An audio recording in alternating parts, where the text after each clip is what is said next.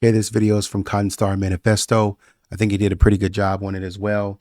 I think he's another small channel, but so if you guys have a little time to just go check him out and see this video or whatever he has to offer and you like it, you know, shoot him a subscription. But anyways, let's get to it.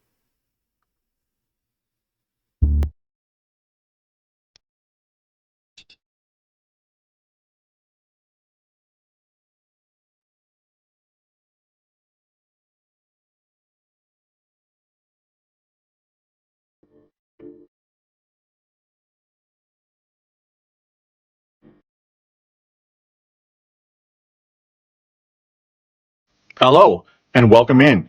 You are watching The Sequence in the Cellar, another episode of examining the evidence in the case of JonBenet Ramsey. In today's episode, we will go down into the basement and examine the sequence of events that took place by revisiting the trips taken by both Fleet White and John Ramsey on the 26th of December in 1996. We will also take a closer look at the light switches in the wine cellar, which will lead to a question that I don't think has ever been asked, but may be a critical one to answer.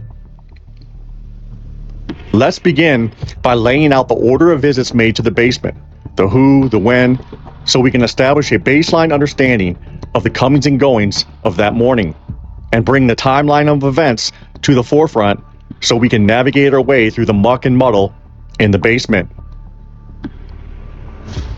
Sergeant Paul Reichenbach, the night shift patrol supervisor, was finishing up his work when he overheard Officer French dispatched to 755 15th Street. Reichenbach rushed over and met French at the front door, and after an initial briefing, he conducted a search of all floors, including the basement. Reichenbach noted that a white door at the far end of the basement was secured at the top by a block of wood. He tried to open the door but stopped when it became apparent that it couldn't be a point of entry or exit from the home. I know a lot of people believe Officer French was the first officer to search the basement. He wasn't. It was Reichenbach. Fleet White, John Ramsey's good friend, arrived at the Ramsey home circa 6:30 a.m. and within 15 minutes, White searched the basement for JonBenet. It's important to note that at this time, White had not been told by anyone that a ransom note had been found inside the home. So White went to the basement, calling out for JonBenet. White would actually open the door to the wine cellar on this trip, which we will examine thoroughly in a moment. It is believed that Officer French was the next person to search the basement that morning. Like Reichenbach, he came across the same white door that was secured by the wooden block on a screw. French was looking for possible exit points, and since no one could have gone through the door and secured it from the inside, he moved on. The fourth person to search the basement that morning was John Ramsey. This was a solo trip, not to be confused with the trip he later took with Fleet White just after 1 p.m. when Ramsey found JonBenet's body. According to Ramsey's own statements made in his 97 and 98 interviews, he could have been the first or the last of the men to search the basement that morning. However, this isn't in our line of inquiry today, so we will examine this at a later time. Instead, we will first zero in on Fleet White's morning search of the basement and the trip he took with Ramsey just after 1 p.m. As I briefly mentioned earlier, shortly after Fleet White arrived at the Ramsey home,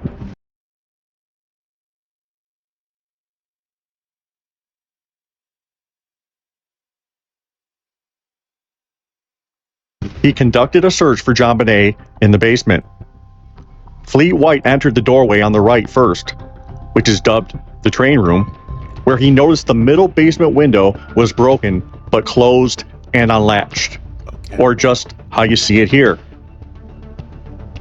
There was a blue American Tourister suitcase standing flush, how you see it here, where he noticed the middle basement window was broken but closed and unlatched, or just how you see it here.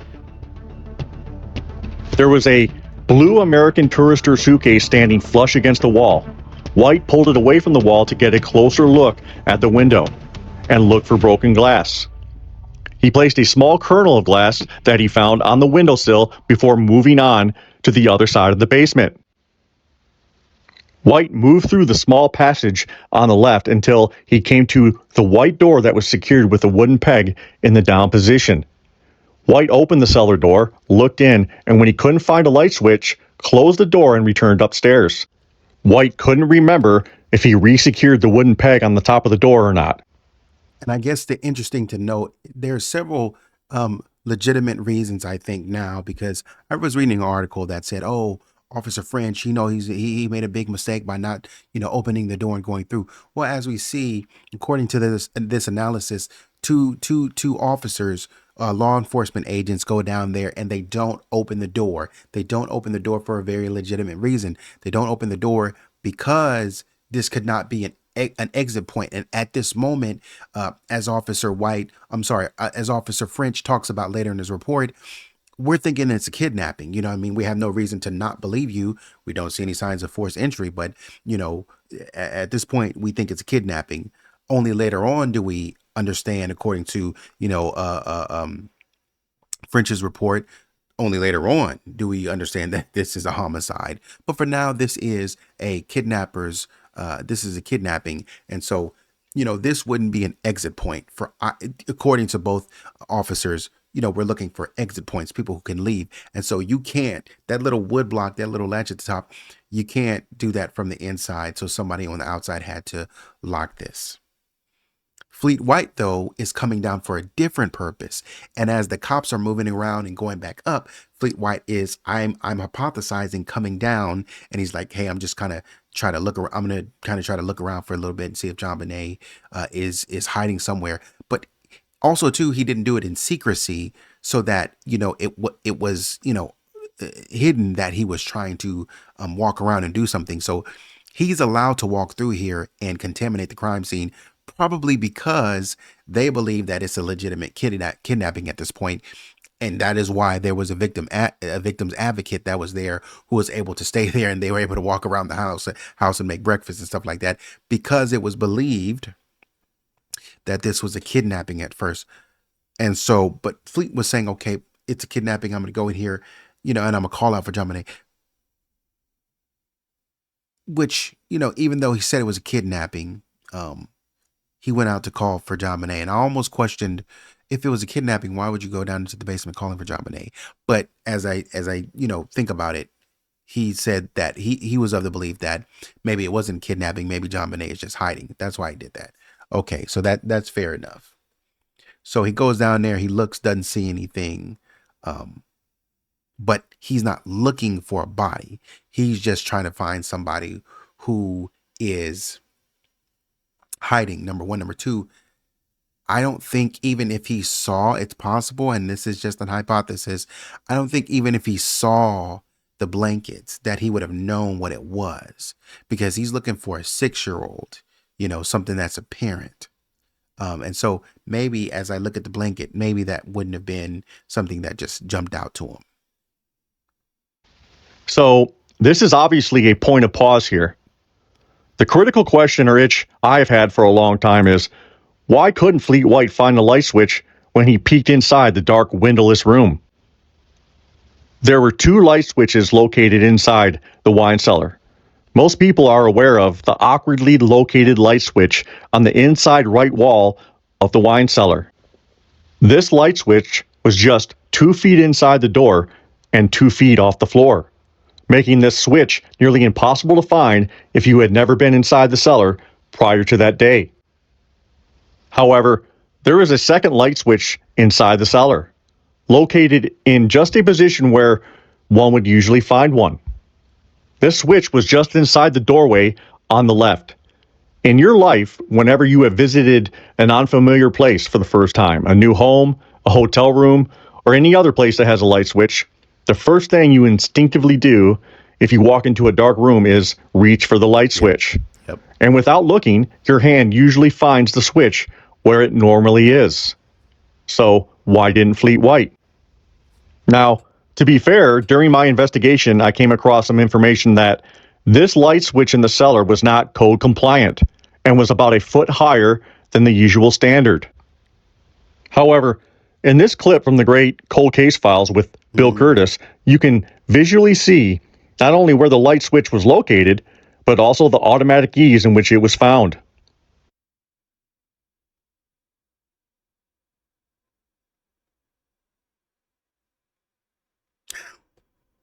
I've always pondered this question, that is it possible that White perhaps did find this light switch on the left and he flipped it on, but no light illuminated? Maybe this is something White had held closest to his vest, or perhaps he told the police in one of his interviews and it has been held back. The implications are indeed. And that's an interesting perspective as well, because if Fleet was holding something close to his vest, some information close to his vest, maybe he did see the body. He just didn't say anything because he wanted to see how he wanted to give John or maybe he saw somebody who was like, man, nah, that can't be it. Or even if he did, he said, I want to see, something's very wrong. I don't want to be the first person to find this. And so he let John go find it for himself just to see how John was going to react. And so Fleet said, man, I didn't really see anything, and let John find it. Um, and if that's the case, John talked about with Ashley on the Crime Junkie podcast. He talked about the fact that Fleet White basically, he talks about the fact that Fleet White started acting funny um when he was taken away to talk to the police for a couple of hours. He's like, oh, the police got a hold of him, and then for 2 hours, and they had him, and then all of a sudden Fleet came back and he just wasn't feeling me anymore, is essentially. I'm wondering, based on this analysis, I'm wondering if there were a couple of things that Fleet White found out and it was like, I'm just gonna hold this close to the vest. You know, like this YouTuber is saying, I'm just gonna hold this close to the vest. And I'm gonna see what John's gonna say to see, I hope that John has nothing to do with this, but we want to see. And so the couple of things that maybe Fleet found that he didn't disclose, maybe he did, like it's being said, he went into the rooms and he saw some of those things apparently there. He saw the window closed with the suitcase down there. But then when he went down there with John, he saw the window open and it was like, And maybe he went in there into the wine cellar and saw the body, but just kind of backed out and said, okay, there's a suitcase right here with this window closed. Okay, some's funny, some's fishy. Let me see what's happening with John. But when he came back down with John, he said, hey, John, why don't you take a look at this? And John said, yeah, I know. I did that last summer, but the window was open this time. And so Fleet is automatically kind of tuned into like, how'd that window get open when I saw it was closed? Speculation. I don't know. I haven't verified this, but just kind of trusting this analysis. And so he goes over there with John. He's like, all right, got one more thing to show you. Got one more thing I want to see, if you tuned in on. So they go over to the wine cellar and John is like, oh my God, there it is. And Fleet is like, how did you know? So that could be where, as John is putting it, Fleet White went out to talk to the cops and said, hey man, let me pull you to the side a second. Let me talk to you. And Fleet was exchanging information with the cops and cops with Fleet. And so he may have come to some sort of, according to John, he may have come to some sort of knowledge like, yo, you need to watch your boy. Your boy is moving funny. Indeed, break the case kind of stuff. Is it possible that hours later, when John Ramsay opened the door to the cellar with White just a hallway behind him, that he may have witnessed Ramsay flip on the same light switch he had tried earlier and was miffed that the lights now came on? So, what light switch did John Ramsay use to flip the light on? It was 1 p.m. when Linda Art asked John Ramsay to go through the house and search from top to bottom for anything that was missing or out of place. Ramsay grabbed White and they immediately beelined for the basement. Ramsay led White through the train room doorway on the right. While there, White points out the broken basement window to John, and Ramsay shrugs it off and tells White that he had broken the window in the summer to get in the house because he had forgotten his keys. Right. This sequence alone will be addressed at a later time. For now, let's continue on with what happens next. Ramsay moved from the train room and into the cluttered hallway on the left and made his way to the wine cellar door. Fleet White had just closed the closet and was about a length of the hallway behind him.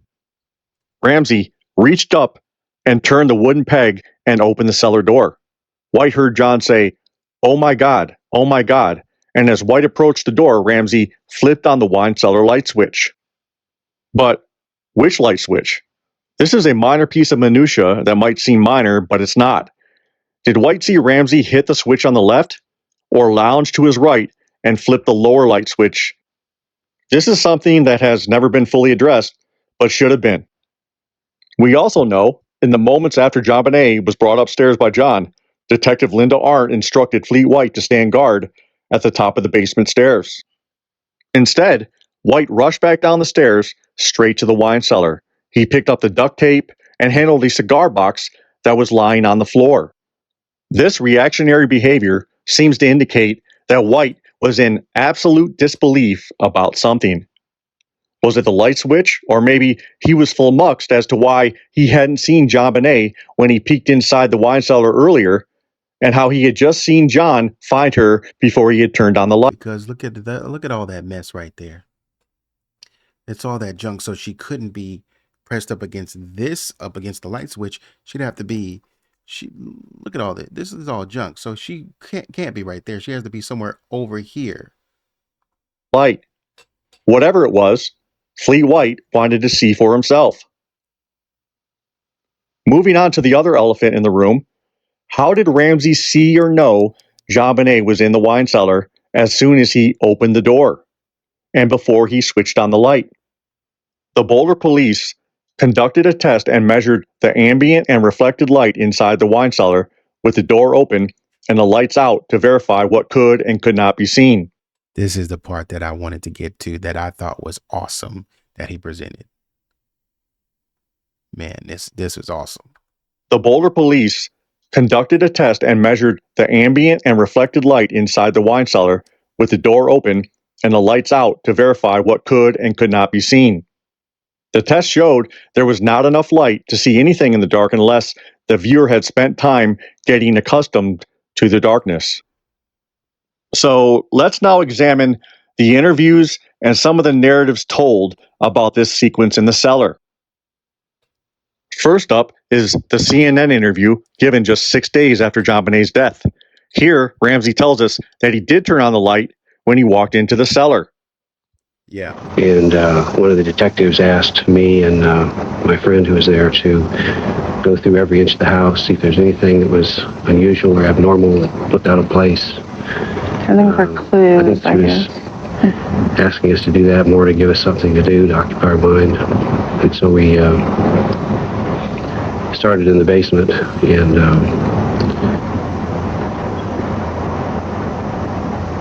we're just looking and we have one room in the basement that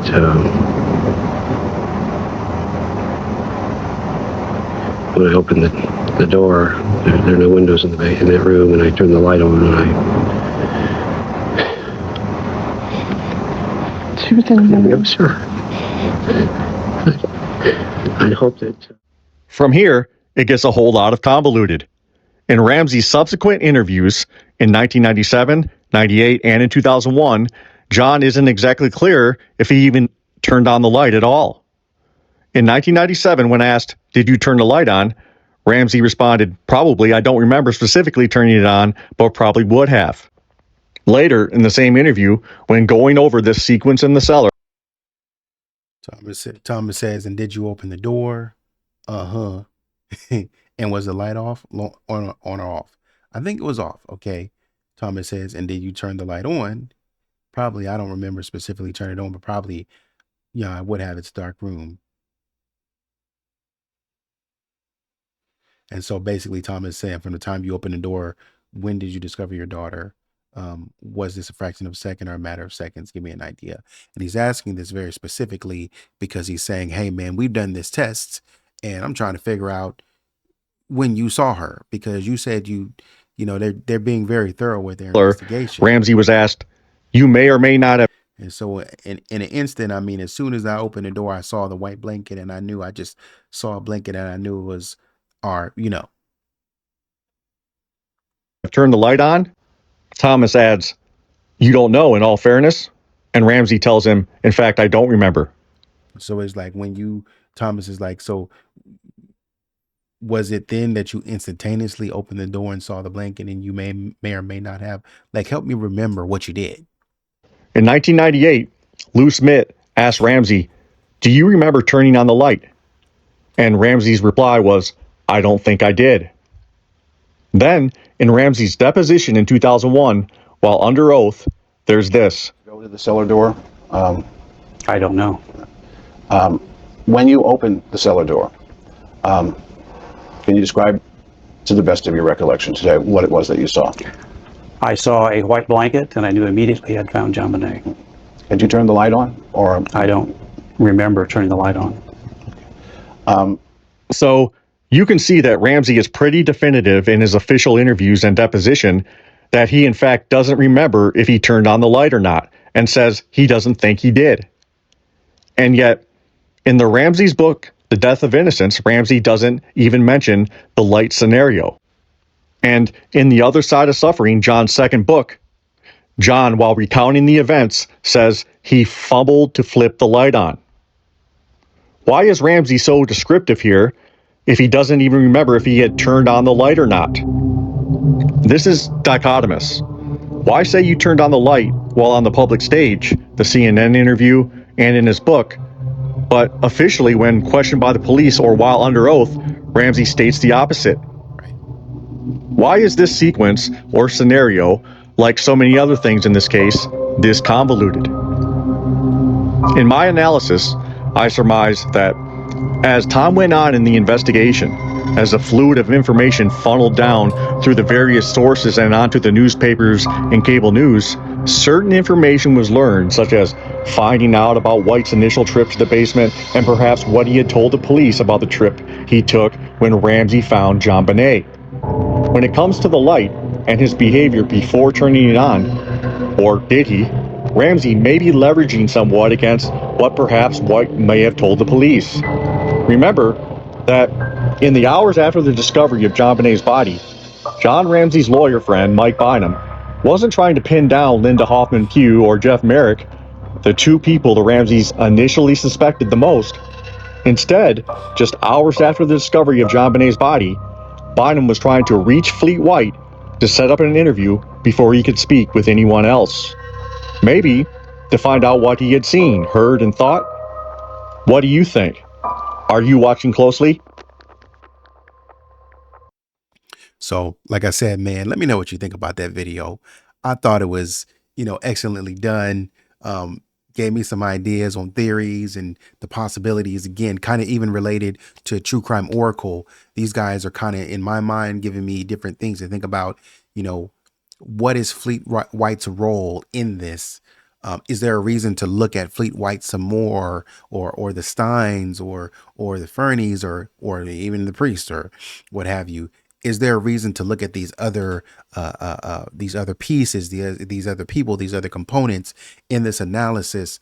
And I really like the idea, or the sort of playing around, because it doesn't sound too far-fetched to think that it's possible that John was moving around in that hour and a half, that John was moving around some things in order to compensate for the fact that, hey man, my daughter's body is here. Somebody just comes down and just finds it. Let's see what we can do. Because it could have been at that point that John was trying to continue, or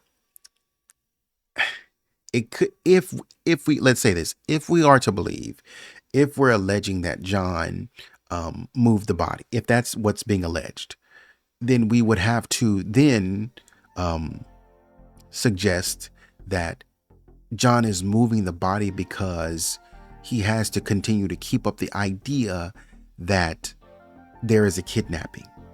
And in order for us to keep up that idea, we have, because somebody's going to find this body anyway, they're going to tear this house. And when you finally realize that these cops are going to tear this house, up, they're going to tear this house up limb from limb. We've already seen two close calls that these detectives are going right down, and the first thing that they want to do is they want to go down to the basement.